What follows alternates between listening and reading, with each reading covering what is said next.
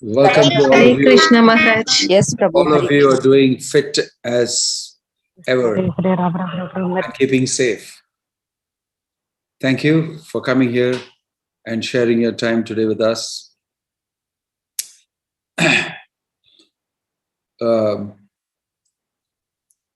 Today, I'm going to pick up at random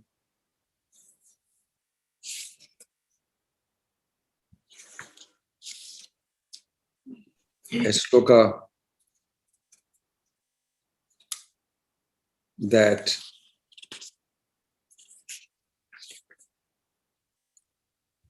it's 7:30.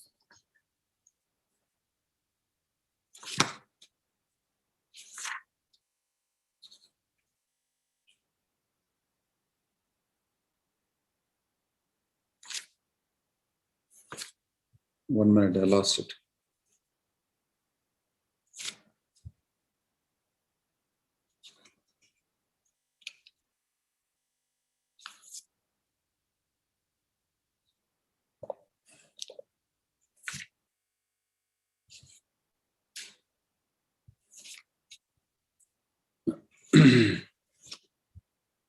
Yeah. Chapter 18, text 14 is a shloka that we are going to deal with today. Okay? Yeah, just in case you have the Bhagavad Gita in front of you, chapter 18, text 14. Adhishthanam tata karta karanam cha pritak vidham vividascha pritak cheshta daivam chaivatra panchamam. I am reciting it once more so that you get familiar with it. Text 14. Adhishthanam tata karta karanam cha pritak vidham vividhascha pritak cheshta daivam chaivatra panchamam. Please repeat when I chant the first line. You can repeat after me. Adhishthanam tata karta Adhishthanam tata karta karanam cha pritak vidham charanam cha vidham vividhascha pritak cheshta vividasya pradaksheshta daivam chaivatra panchamam. daivam chaivatra panchamam. Once more. Adhishthanam tata karta Adhishthanam tata karta karanam cha pritak vidham charanam cha vidham vividhascha pritak cheshta vividasya pradaksheshta daivam chaivatra panchamam. daivam chaivatra panchamam. Thank you. Right. Translation and purport by His Divine Grace, A.C. Bhaktivedanta Swami Srila Prabhupada Ki. Jai. Translation: the place of action, the body, the performer, the various senses, the many different kinds of endeavor, and ultimately the super soul. These are the 5 factors of action. Purport: the word Adhishthanam refers to the body. The soul within the body is acting to bring about the results of activity and is therefore known as Karta, the doer. That the soul is the knower and the doer is stated in the Shruti. Yeshahi drashta srashta. It is also confirmed the Vedanta Sutra by the verses Ajño Ataeva and Karta Shastrarthavatvat. The instruments of action are the senses, and by the senses the soul acts in various ways. For each and every action there is a different endeavor, but all one's activities depend on the will of the super soul, who is seated within the heart as a friend. The Supreme Lord is the super cause. Under these circumstances, he who is acting in Krishna consciousness, under the direction of the super soul, situated within the heart, is naturally not bound by any activity. Those in complete Krishna consciousness are not ultimately responsible for their actions. Everything is dependent on the supreme will, the super soul, the supreme personality of Godhead. Om Jnana Timirandasya Jnananjana Shalakaya Chakshurun Militam Yena Tasmai Shri Gurave Namaha. Nama Om Vishnu Padaya Krishna Prashtaya Bhutale Srimate Bhakti Vedanta Swamin Niti Namane Namaste Saraswate Deve Gauravani Pracharine Nirvishesha Shunyavadi Paschatya Deshatarine Jaya Sri Krishna Chaitanya Prabhu Nityananda Sri Advaita Gadadhar Shivasadi Gaura Bhakta Vrinda Hare Krishna Krishna Krishna Hare Hare Hare Rama Rama Rama Hare Hare. Hare Krishna. In this beautiful shloka, Krishna is explaining technically what really happens when an activity takes place. This is only one sliver from the different types of technical explanations that Krishna gives. He is speaking about 5 factors that influence an action and are very necessary for something to be happening. And that is very interesting. Adhishthanam tata karta daivam chaivatra panchamam. He is speaking about the fact that you have the place of action that's happening is the body. Body becomes the most important thing.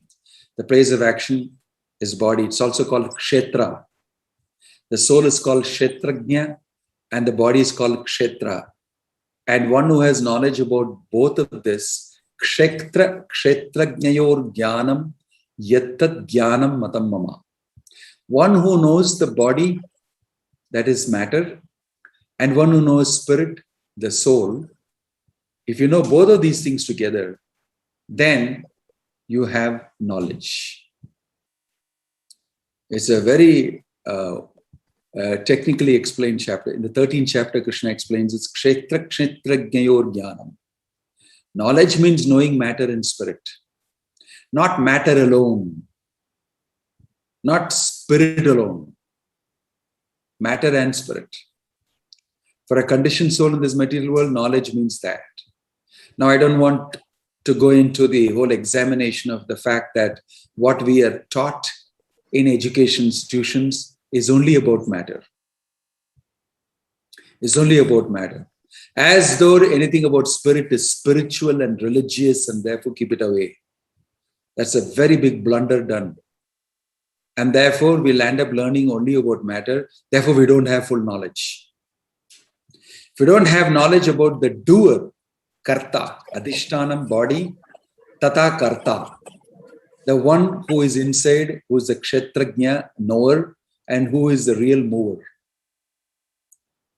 If you don't know the person inside as spirit soul, and he utilizing the body and its resources for getting things done, if you don't know both, you don't have knowledge. So first, starting from the premise that knowledge means matter and spirit, body and soul. Both you must know. Bhagavad Gita Krishna starts the Bhagavad Gita by explaining this difference first. It's very foundational and fundamental for anybody who wants to understand anything for that matter. That is why material knowledge keeps changing in this world. Why? They find always that this is not the full truth and they get a better and better understanding. And they keep learning more and more. But if you read Bhagavad Gita, of course you can learn more and more by deeper understanding. But the most foundational point, at least, you won't miss. That is, who are you? What is this body which belongs to you made of? How it can be utilized? These are foundational principles. So there are 5 factors that have to be in place for an action to happen. Adhishtanam tatakarta karanam cha pritak vidham. Karanam means your senses. Yeah. Instruments, different kinds of the various senses. It is given in the translation as the various senses. Karanam cha pritak vidham. There are many different kinds of endeavor. Your endeavor, your senses, you, body. 4. Then the 5th factor, which is the most important factor, Daivam Chaivatra Panchamam, 5th factor. Super soul. Daiva. Daiva means the Lord situated in your heart. You are not alone. In fact, alone you can do nothing. In other words, you're really not a person who's capable of doing things. Without the presence of the Lord, you cannot do. But the Lord is present and He is facilitating and you are doing. But the way you will propagate it, the way you would like it to be known is that I did it. And because you want it that way, the Lord in the heart, super soul, Paramatma, allows it to be that way. Because that's your desire. Your desire is, I must take full credit for it. Not even for my team members, sometimes. Most of the times, actually. Not even for my team members. And what to speak of God, forget Him. I don't see Him. He doesn't help me. I don't see Him physically. I don't see Him as a factor. So mostly people talk about endeavor. The place they will talk not in place or in terms of the body. Because they think, I am this body. So according to them, they are the body and they are doing it through the body. Their understanding stops with understanding of themselves in a material way. That I am this body. That's all. So when you think I am this body, then you'll think body, that is me, is doing it. And you don't know that behind is the soul which is driving the body and you are actually spirit soul. So forget the soul, forget the super soul. Both of them in their factoring is lost. The body is doing and I am endeavoring through my senses. I have a great brain. I've got wonderful intelligence. I saw it with my eyes. I did it with my hand. My body is working. Body is working and you're endeavoring. No factoring the soul and the super soul. Right? Your senses, your body, and your endeavor are the 3 things only people take into factor. Soul I can understand to some extent, but super soul they'll never factor in. They'll never factor in. They will factor in somebody from outside. We want God's blessings, they will say. They'll bring somebody to factor in. To that extent, some of them do. They know some supernatural being is involved. Some special force is involved that sometimes can stop. Therefore, I better be, placating that force. It could be God, it could be something and all. So I'll offer something to that. In this way, without having much knowledge, they factor that something. So these are 5 factors. These are 3 factors. Plus, sometimes people do this. But here Krishna is saying, actually, behind is me.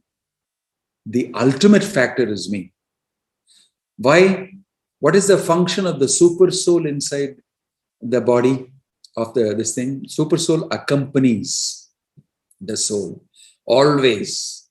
The Vedas speak about is like 2 birds sitting on a tree. Dva Suparna Sakhaya. 2 of birds. One bird is watching and the other bird is enjoying the fruits of the tree. There's a very nice picture drawn in the BBT about it. One bird busy enjoying the fruits and doesn't even turn around and look at the other bird, which is actually the facilitator, the good friend. So many times the Lord is titled as your good friend. the super soul. In the Bhagavad Gita also, Krishna is saying, Sukhrudam sarva bhutanam yatvamam shantim richati. I am the well-wishing friend of everybody. By knowing me, you'll become peaceful. But unfortunately, because we have no spiritual education, we have no education on Bhagavad Gita, most of our decisions are taken in a team also on the basis of what we can do with our brain and our capacity, our ability. Sum total of all of us getting it to be done. But if you really knew how action happened, unless it is sanctioned by the super soul, it does not happen. He is a sanctioning authority, not the corporation, not the government, not the application that you gave. All that can stop if the super soul doesn't sanction. Upadrashta anumanta bharta bhokta maheshwara paramatmeti cha apiyukto dehe asmin purusha paraha. Dehe asmin, inside this deha, this body, there is purusha paraha, the supreme person. His business is upadrashta anumanta. He watches everything that the soul does. He is a witnesser. Anumanta, he sanctions it. Then only it happens. Upadrashta anumanta bharta bhokta maheshwara paramatmeti chapiyukto. He is Paramatma.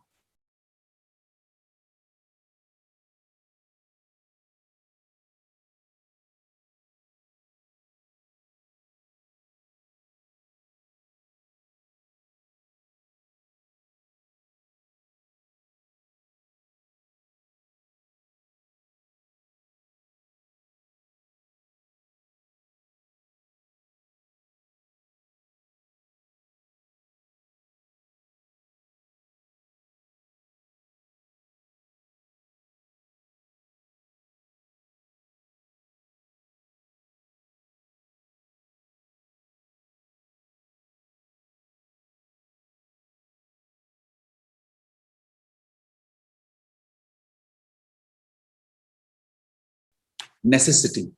Because they all know all these five has to be in congruence.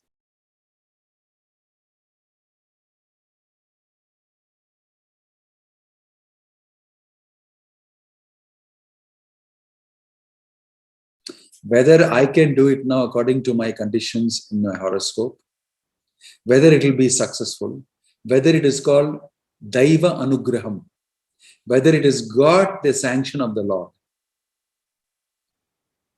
Daivanudhinam. All the astrologer will tell you this. This has got the blessing of the Lord, you can do it. He will indicate to you. And the time is correct, you have the blessing and you have the capability, you have this thing, it's the right thing. That's how astrology is mostly meant for doing activities. Astrology is not meant for prediction, as most people use it now for that. There's very small amount of it is used for prediction, but mostly for performing actions in the past. Because they will see Daivadhinam is there, that is there, this is there, everything, and they'll launch it. They launched this big yajna, homa, and all these things. King Dashrath did the Putrakameshti yajna. He called Vasishta, he called all these big saints and sages, and he asked them, I want to do this, I want to get a son so that the lineage will be maintained, legacy will be maintained. And then they all consulted, they look into all the planets and the horoscope and this, that, all sit together, and then they find out the best time, best place and best thing, and they come and tell him, do it at this time, in this way, don't do this, do this, do this, do this, do this. He just listens to them. And it happens exactly. The Putrakamishti Yajna was successful, and the wonderful being came out and gave, celestial being came and gave that fruit and that special this thing, and he offered it to his wives, and then came, Ramachandra, Lakshmana, Shatrughna, Bharata, all of them were born. Right? Successful. He got a child simply based on these correct decisions, consultation, and everything. So apart from that, the main thing is the fifth factor. It's a tradition in India that when they do something, they will always do something a little holy. Whether it's the Muslims or the Christians or the Hindus, they'll always, factor in some way the Lord. So this is the way to take decisions. Sometimes decision taking is important. If you don't factor everything together, you may be wrong. Less like, for instance, certain things that we endeavor without factoring in the Lord at all, it doesn't get sanctioned. Sometimes big projects stand still because they don't have all the factors in place. It's a fact. And they can't actually explain it, how it's happened like this.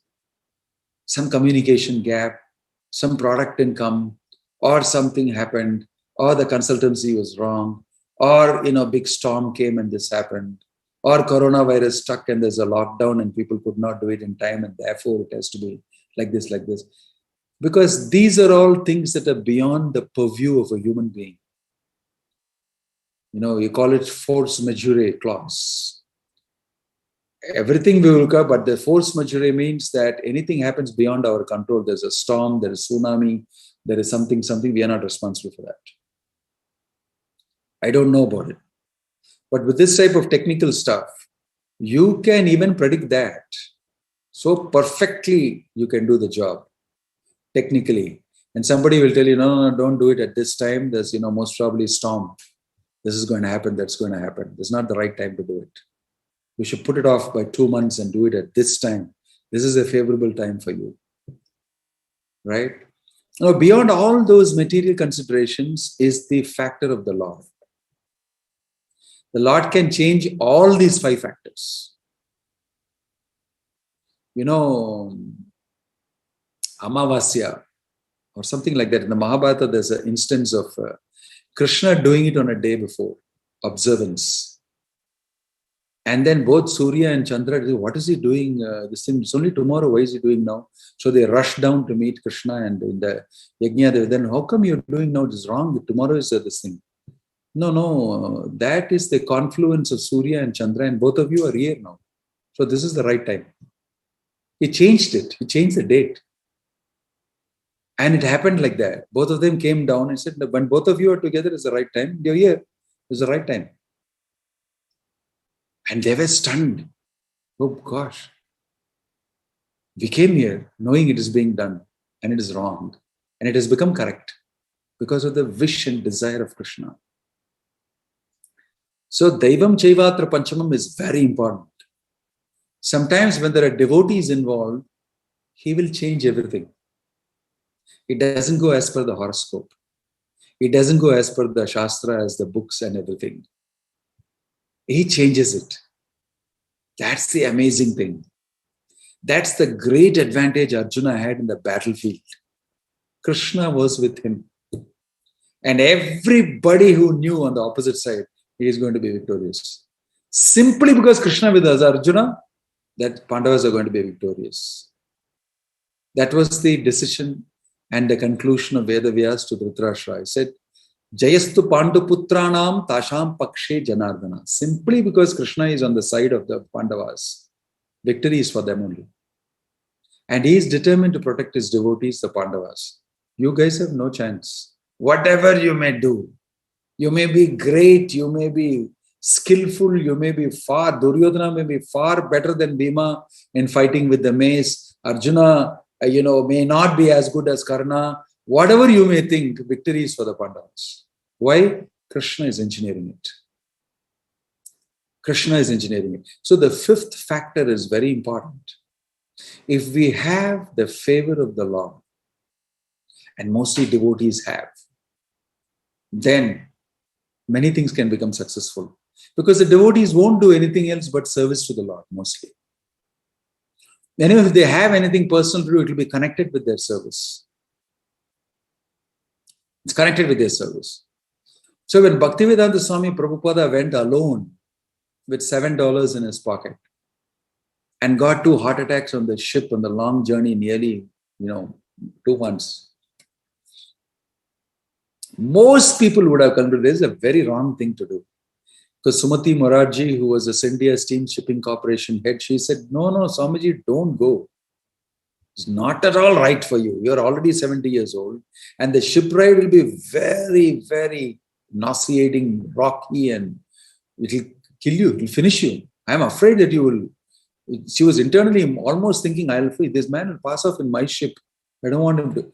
Prabhupada said, no, don't worry. It's a mission for Krishna. I have to go.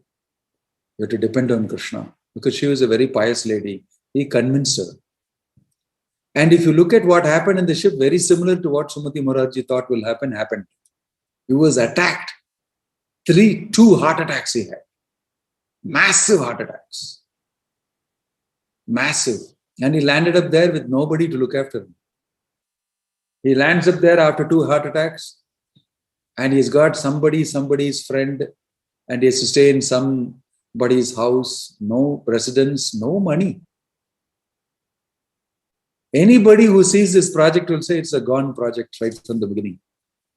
Because I don't see 1, 2, 3 factors properly in place at all. If you analyze it that way, you will see that Prabhupada is not at all poised for victory. But Prabhupada was only doing it on the basis of the 5th factor. 5th factor is Krishna. Krishna wants this to happen. He wants his message to go all over the world. And I am very sure he will facilitate this. And my Guru's blessings is there. And I have a great amount of information to be conveyed to people. It's very important and vital. Why will not the Lord sanction this? It's his job, his project. This was his thinking. All other factors were actually not very good. And it remained like that for 1 whole year. Only in the 2nd year he could break something. And here and there programs started, and then he started performing and started traveling. So if you look at the fact that sometimes devotees, they take up certain things based on an inspiration from within, from the Lord in the heart. They go ahead and do. Materialists normally will not conclude like that. So this instruction is for normal people, cultured people who believe in God. For them, technically explained, please factor in God as the 5th factor, and please do the needful. Because if he is the 5th factor, and then things can happen. Krishna says, Kaunteya pratijanahi name bhakta pranashyati. Declare it boldly, Arjuna, my devotee will never be a failure. He'll never be a failure. What he does can never be a failure. So, this is 2 types of things that we can understand. Even though you may be a devotee, we don't want to assume that the Lord will, sanction certain things beyond our capacity and reach and take a foolish leap. It's not that Prabhupada is doing something foolish. He's doing it very calculated. That is his level of devotion. That is the level of his maturity in devotion. So he's doing that. At our own level of devotion, we should not do something like that. But we can do a scaled down version according to our devotion. And there are realizations of many devotees according to that. I think Krishna is involved in this. They can feel it, and they get some energy and they move ahead and do it. Many, many things I have heard from devotees it's so wonderful to hear that Krishna has reciprocated as a 5th factor. Although it may not be supposed to be like this, but still it's happening because it is service done for the Lord. Service done for the Lord. So many devotees during the Corona period, they wanted to do this service for people out in the front. They wanted to reach prasadam to some people because they are suffering without food, isolated, quarantined somewhere. They're pretty well-to-do, some of them also. But they are in, mentally very bad situation. And if somebody actually looks after them, gives them food and say, don't worry, they feel extremely happy. So devotees took a big risk in many places in India. We set up these centers. call us up and we will try to give you the prasadam to you. We'll reach it to your place. And everybody was telling them it's very dangerous. You shouldn't do this. You should not go out. You should do that. You should do this, etc. But they had this feeling that I am actually reaching out prasadam and instruction to them. I'll give them a Bhagavad Gita or I'll speak to them something on the phone and reach the prasadam to them. It's a good chance for them to be introduced to Bhagavad Gita and Krishna. So I'm sure that Krishna will want this to happen. Although other things are all not very encouraging. Some of them actually went and did it. They were in some of the places in India, they were distributing 14,000 meals a day, food packets a day, and reaching it out to many people in Delhi and other places and all that. Here also we were doing about 500 packets a day. And people were profusely giving their grateful thanks to us. And we were saying, it's all Krishna's mercy. You please chant Krishna's name. Please read the Bhagavad Gita. That's all we want from you. Some of them are telling, no, I want to donate for this. You're doing such a nice thing. Yeah, I want to give this. I want to do that. The good feeling. And the devotees could see directly that it's Krishna's doing. It's Krishna's doing. He's facilitating it. He wants it to happen. So many times devotees have that extra thing happening, that the fifth factor is the main factor operating here. And it's looking after all other factors. You will see that repeatedly in the lives of many, many devotees. The lives of many devotees. In the life of, in the pastime of Lord Chaitanya, you can see it in the pastime of Lord Narasimha Prahalad. Simply remember the Lord. Everything else is not happening according to what is. But his father could never carry out his plan of destroying Prahalad, killing Prahalad. It did not happen at all. Everything else was right. All the other four factors were right. But there's one factor. Krishna was protecting Prahalad. That seemed to be the most important factor. And although he was Pakka and everything else, this never happened. Prahalad kept springing back from every attempt he made to kill Prahalad. Even personally, by his hand, giving him poison. So, drink it, you rascal. In front of me, you drink it now. I want to see how you're protected. And in front of him, Prahalad just glug, glug, glug, glug, drank the whole poison after thinking of Krishna. And then, for a few moments, he was in a trance. And then he opened his eyes and started talking normally to his father, and everything became normal. And his father completely was, totally flummoxed. How is this fellow doing this? How is this happening to him? To such an extent, he's saying, asking, who is giving you the power and energy? And very patiently, Prahalad said, the same person who's giving you the power and energy to give me poison is also giving me the power and energy to digest it and not get affected by it. Right? It was a very amazing understanding. So quite often, Krishna goes out of his way to protect his devotees. And he becomes the main factor. Kaunteya pratijanahi name bhakta pranishyati. And for those of us who may not have that level of devotion, we can go by this. We can petition Krishna, especially if it is something to do with service to Krishna. Then definitely there's a good chance. And even if it is not, it is remotely connected, we can chant the name of the Lord, we can petition the Lord, we can offer our prayers, we can do the needful to factor the Lord. And there's a good chance that the Lord's mercy will be there because you're a devotee. You believe in him. The demigods and the devatas operate like that. If they have anything to be done, they will take the blessings of Vishnu.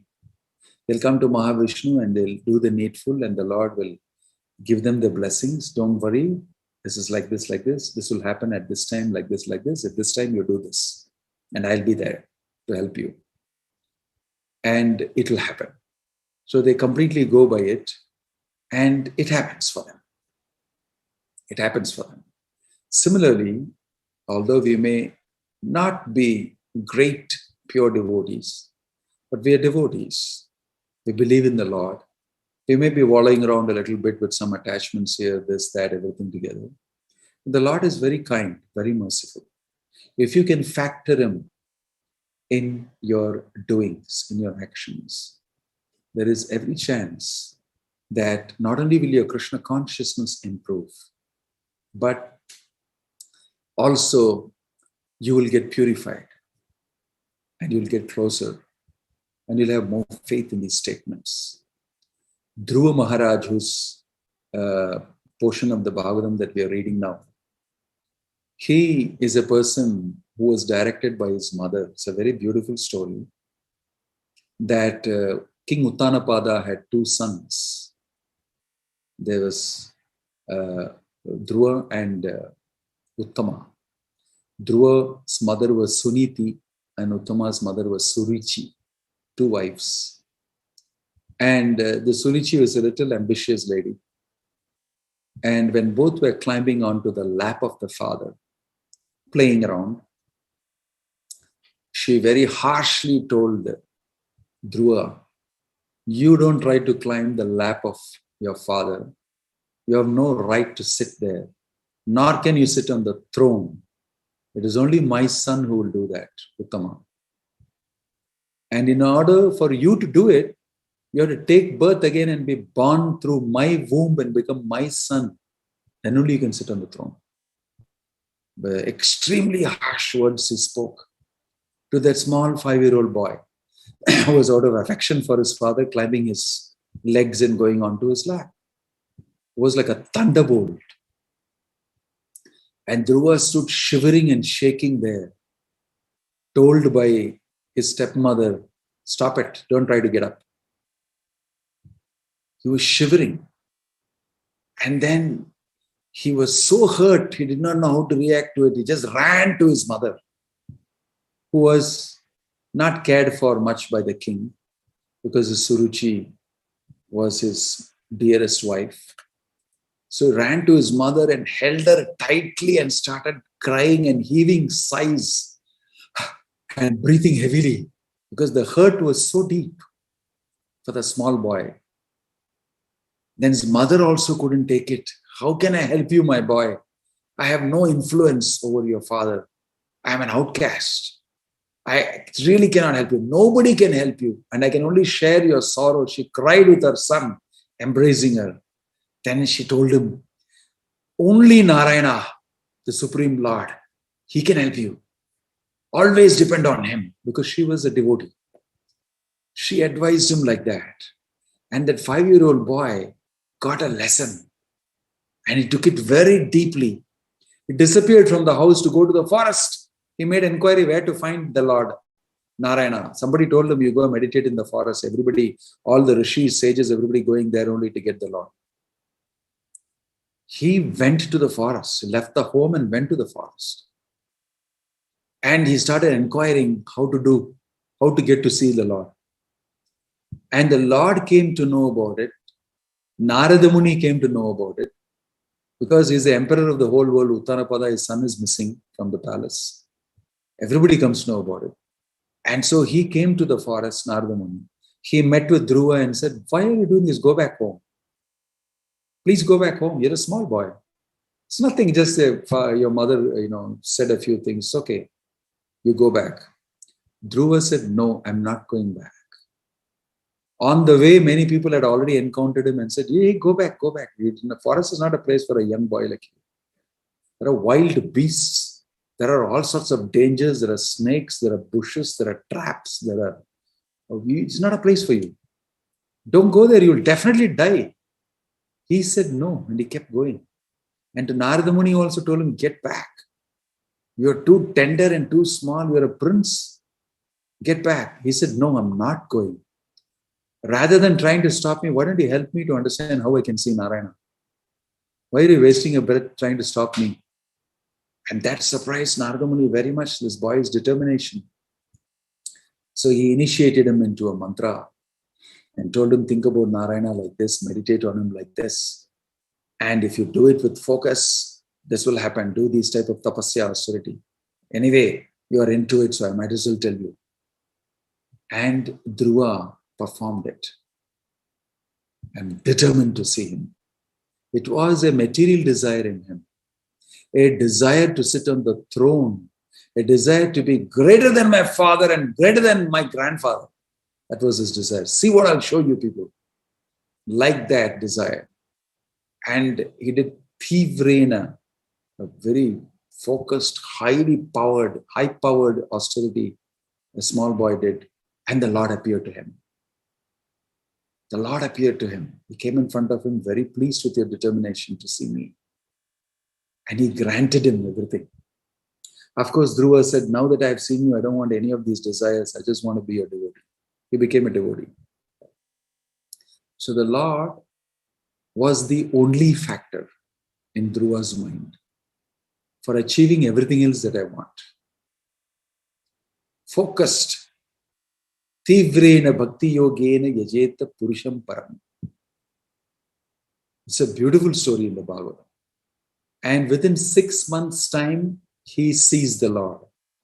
And the Lord tells him, not only can you rule for the next so many thousands of years, after this is over, I'll make you the king of the pole star, which is even greater than Brahma's place. After that is over, you come back to me in Vaikuntha and live with me forever. He already knew he's going back to Godhead at the end of this long period. And till then, he would be enjoying nicely. Material and spiritual and devotional, everything he got together. This is a great story.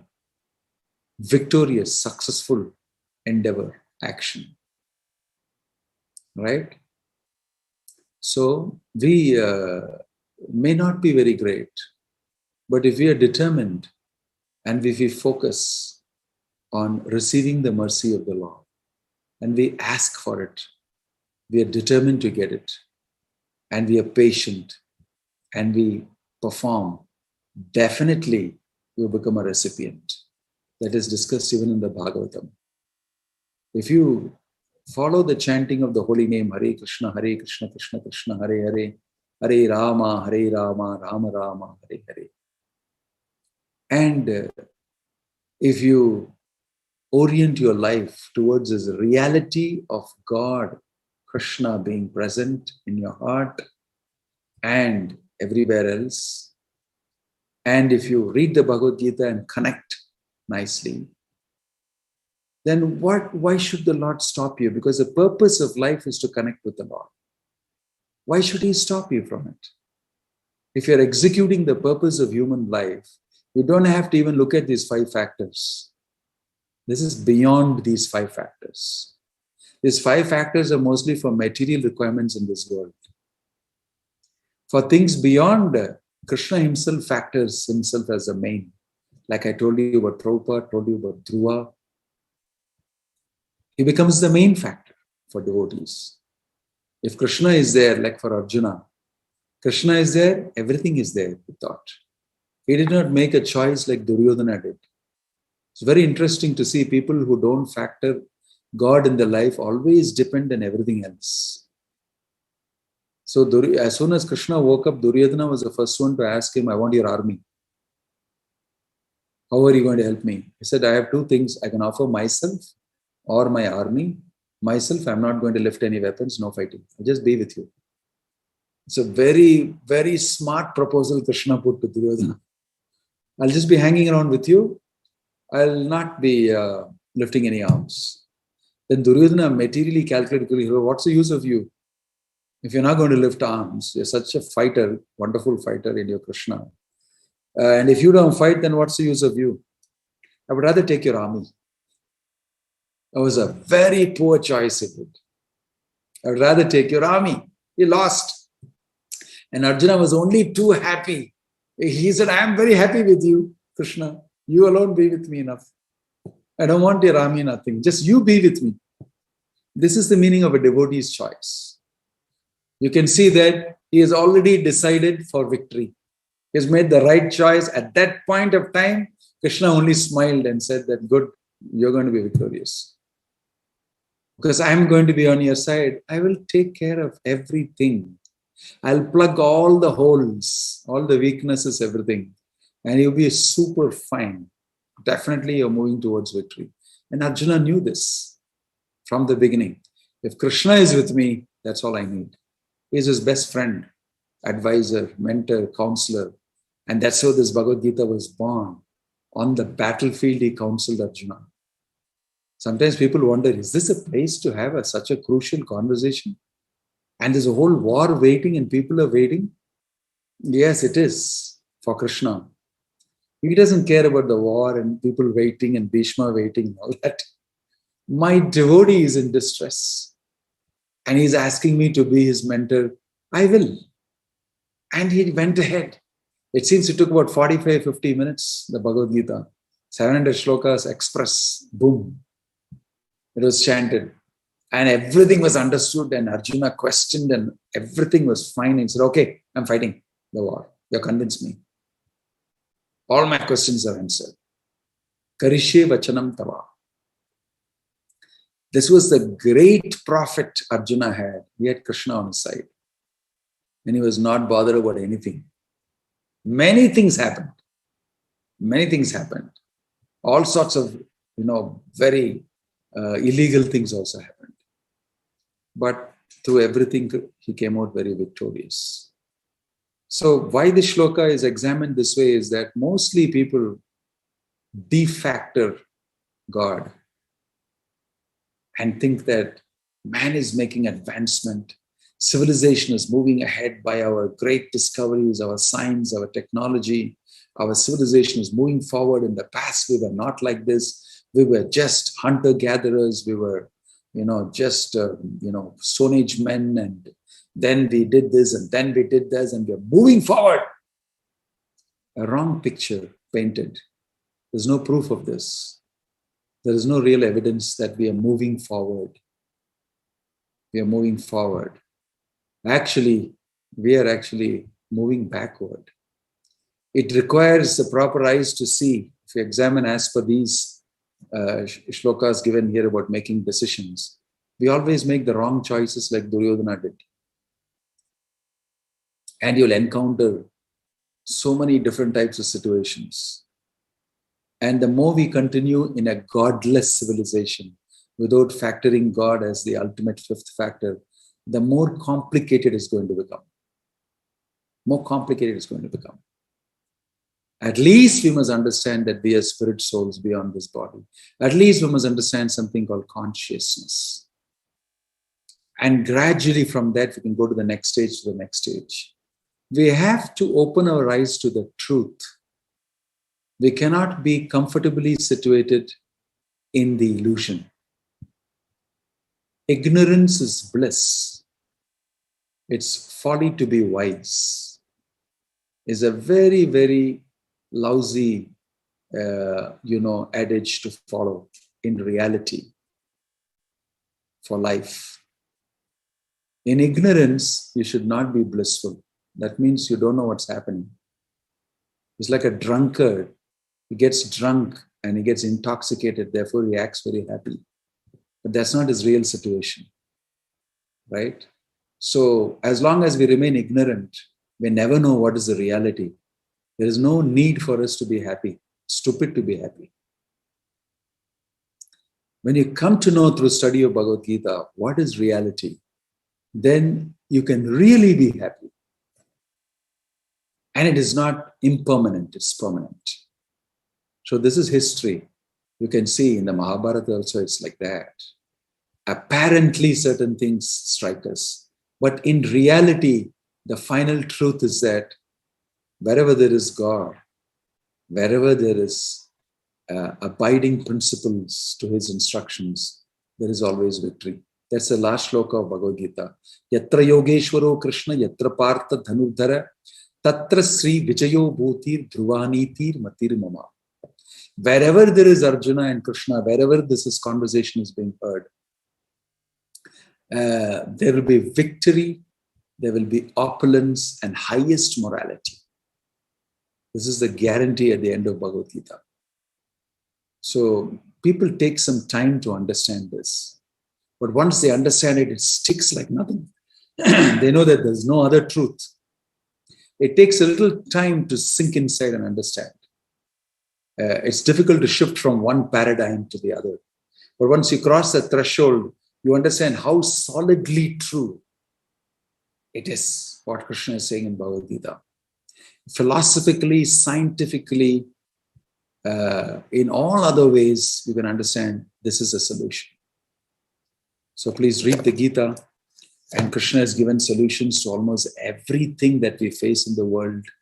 There is no greater book than Bhagavad Gita. And the amazing thing is, the final real fruit of Bhagavad Gita is love. It's not simply instructions. It's not just philosophy alone.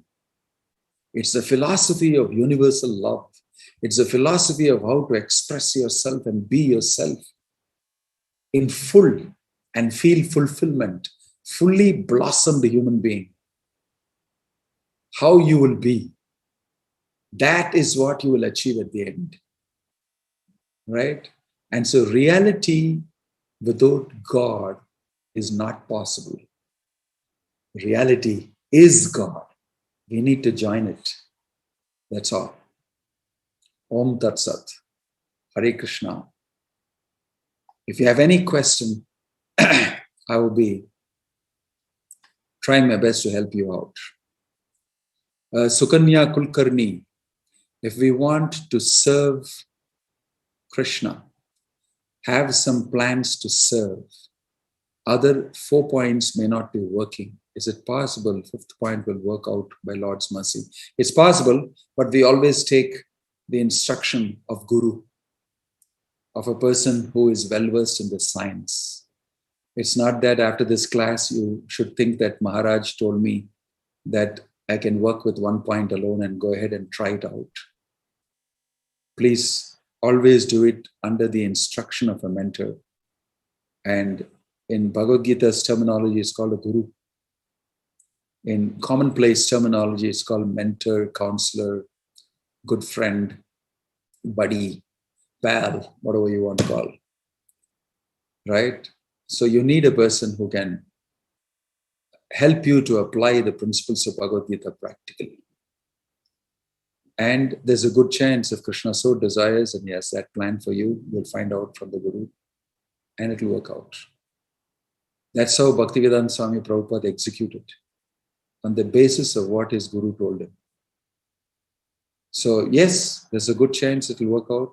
It all depends on the relationship between you and Krishna and his plan for you, etc., and how he plans to use you. There are so many things which I can't comment on, but every possibility is there. It will happen because in the past it has happened.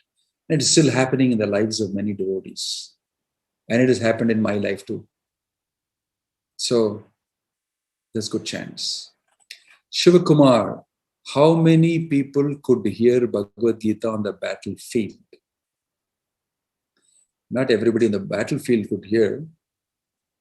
Some could hear who were having that special capacity, mercy of the Lord. But generally people like Sanjaya could have full understanding way off from the battlefield by a special arrangement given to him by Vyasa. And he spoke this to Dhritarashtra. Otherwise, it was actually a private conversation between Krishna and Arjuna. Because Arjuna is asking very private things which definitely Duryodhana should not know. Because he became weakened. But Dhritarashtra came to know. But it was okay for Dhritarashtra to know because he was not taking part in the war and he was sitting away in his palace. He was not on the battlefield. And what can he do even if he knows? So all he could know is that Krishna was giving special advice to Arjuna. And he heard the whole Bhagavad Gita. But Dhritarashtra did not change after hearing the Bhagavad Gita. That's the interesting information. Dhritarashtra did not change. Arjuna changed. Simultaneously live, everything Dhritarashtra was hearing, as Arjuna was hearing. But Dhritarashtra only got more and more angry at the end of the war when Bhima and Krishna came to see him. He wanted to hug Bhima, crush him and finish him. And knowing that, Krishna pushed the statue because Dhritarashtra is blind, and Dhritarashtra finished the statue. And his real intention was exposed. after hearing the whole Bhagavad Gita, he did this. Isn't it? Because his 100 sons were finished. And he was so wild with the Pandavas and Krishna. At the end of hearing Bhagavad Gita, he turned the other way around. So it's your choice. You may hear the Bhagavad Gita and may get envious of Krishna. And there are people I know who get envious and they speak they give a different meaning to the Bhagavad Gita. They make themselves God. Some people are even writing my Gita. Why only Krishna should write Gita? I will write my own Gita. Are Baba, it is the original thing is Krishna. It's Bhagavad Gita, song of God. You not only Gita. If you write my Gita, it will become your song. And who the hell wants to hear your song? It's famous because it is Krishna's song, the song of God. Who wants to hear yours? And why do you want to call it Gita? Why don't you just sing your own song? And we will try to see if it is useful enough and we can hear it. Why do you want to call it Gita at all? Why? Because it's not patented. It's not copyrighted. So in this way, people are getting cheated by reading somebody else's Gita. Right? So please understand the wonderful essence of the Bhagavad Gita. Stay on the side of Krishna and you will see that you can hear the Gita even today here. You hear it from those people, from Bhaktivedanta Swami Prabhupada, who has been a pure representative of Krishna. If you hear and read that Gita, you can listen to Bhagavad Gita even today. The same Bhagavad Gita Krishna spoke to Arjuna, the same Bhagavad Gita that Arjuna understood, got enlightened and performed, can be heard by you and the same effect can take part in you, even today. Okay, Shivakumarji. Okay, Valli Krishna. What we can do others to emphasize the importance of understanding the fifth factor, which top of other factors. Well, you can do is to slowly educate them on Bhagavad Gita, step by step, and be patient. You can, first of all, practice it yourself. Dependence on the fifth factor. And you will be able to having the conviction to also speak to others about it. And gradually, people change.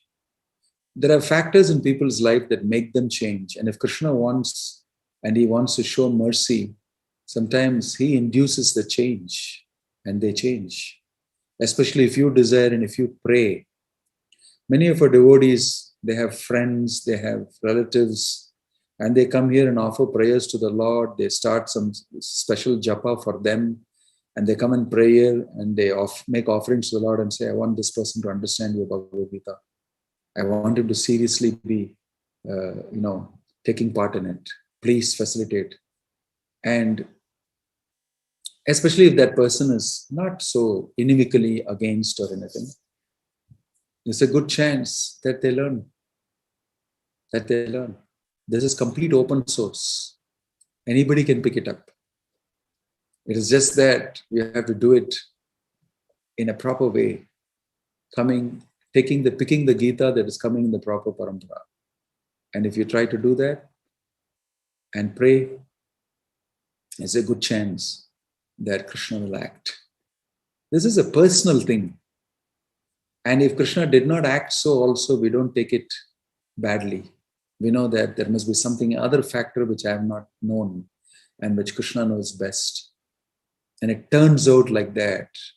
And just that we don't see it so well. We don't see it so well. We are willing to believe an astrologer who will tell us this and that, and it may not come true also. But Krishna, who is situated in everybody's heart, is the best knower of everybody and everything at all times and all places.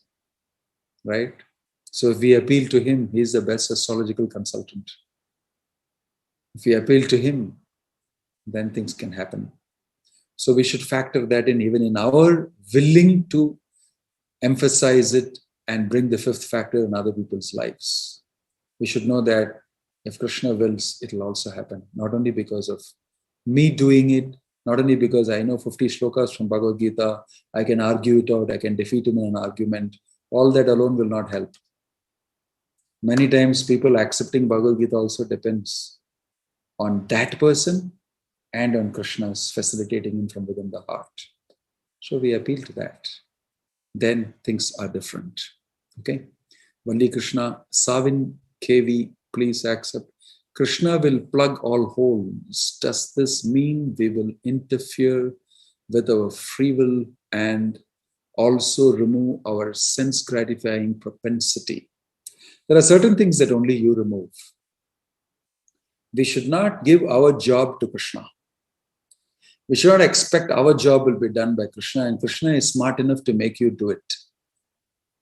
And if you are depending on Krishna, then he will also teach you a good lesson how to not steal your individuality, but make you act out of your own volition, out of your own free will and choice, by giving you good instruction. And this is what Krishna is doing to Arjuna. He knows Arjuna is not a fool, he's a highly intelligent person.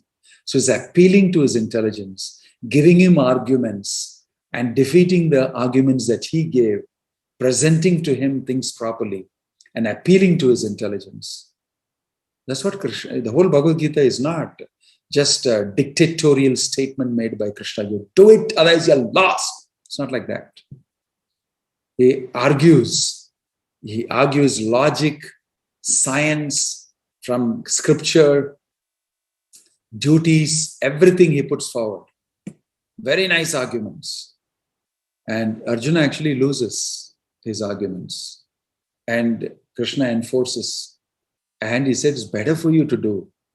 Also, in other ways, it's better for you to do.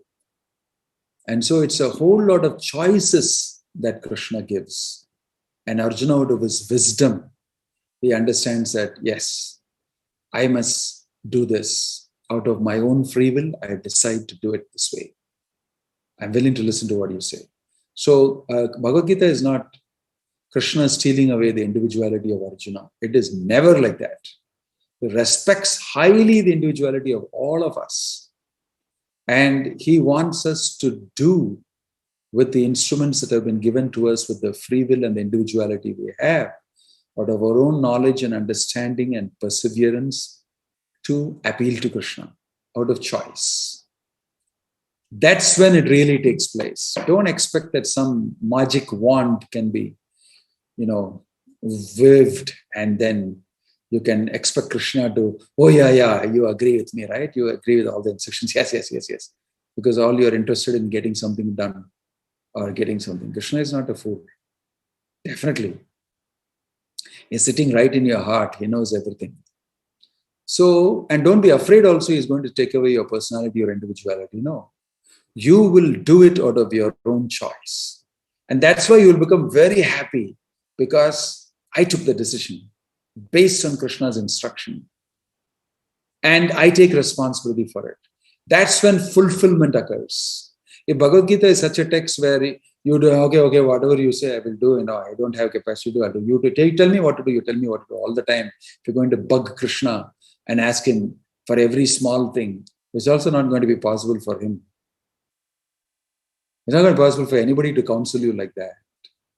Nobody counsels you to that extent that he steals your individuality, makes you dependent, a codependent. No, that's not proper mentoring and counseling. You have to have that person take decisions and train him up on his own on the basis of Bhagavad Gita. Similarly, Krishna also wants to do that to you. He wants you to. Yate ichhasi tata kuru. He told Arjuna in the end, I have told you everything and I've answered all your questions. You may do as you wish to do. I'll wait. That's my job is over. You asked me for advice, I gave it to you.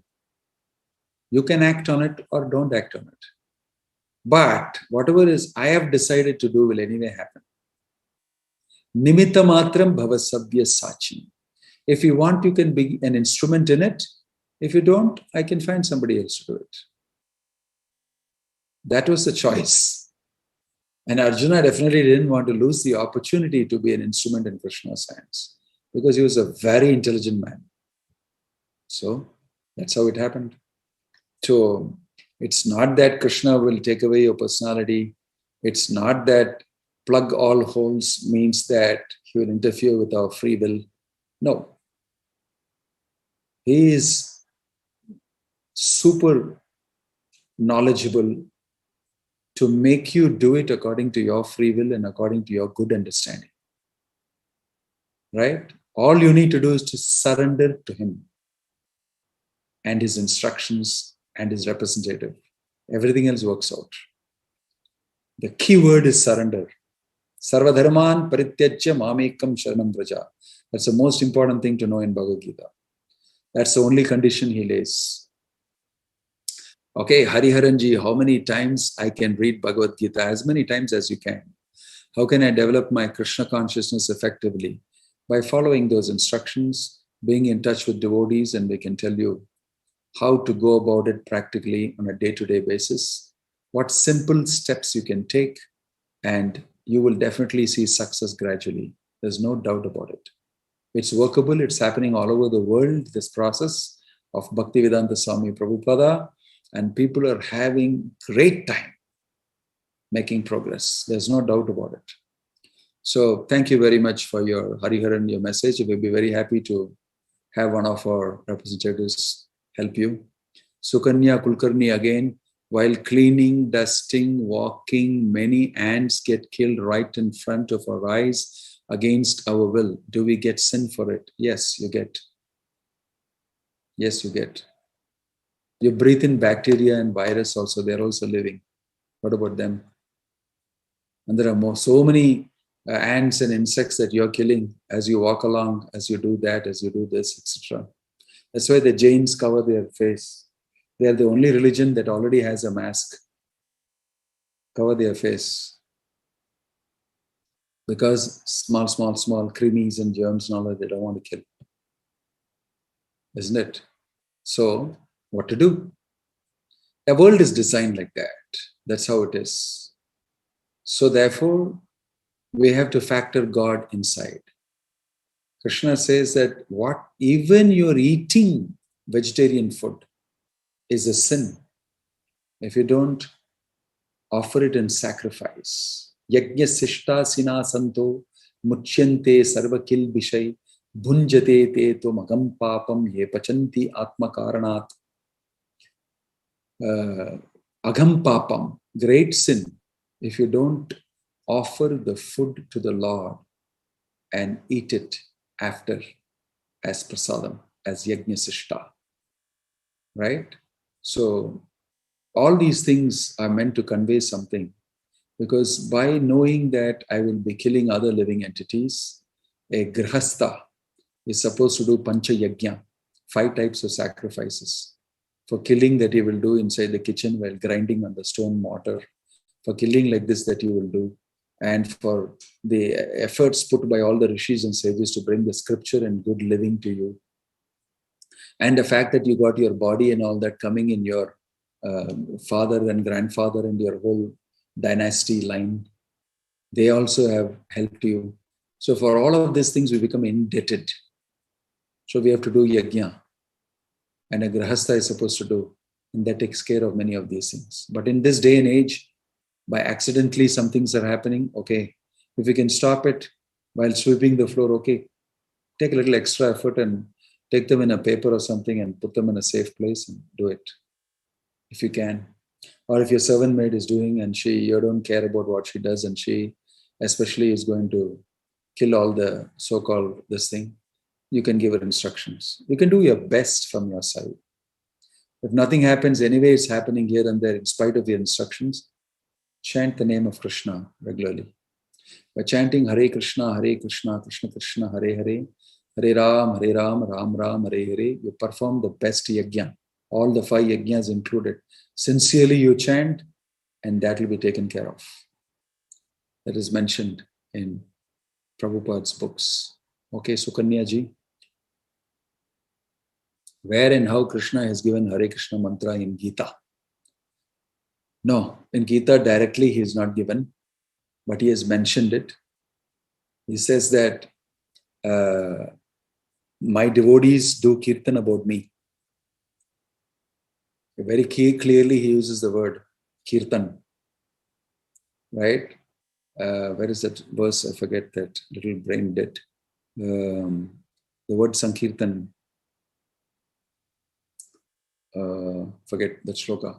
But you will see that my devotees glorify me. And one of the means of glorification mentioned in the Shastra, in the Bhagavatam, in the Puranas, everything is to chant the names of the Lord.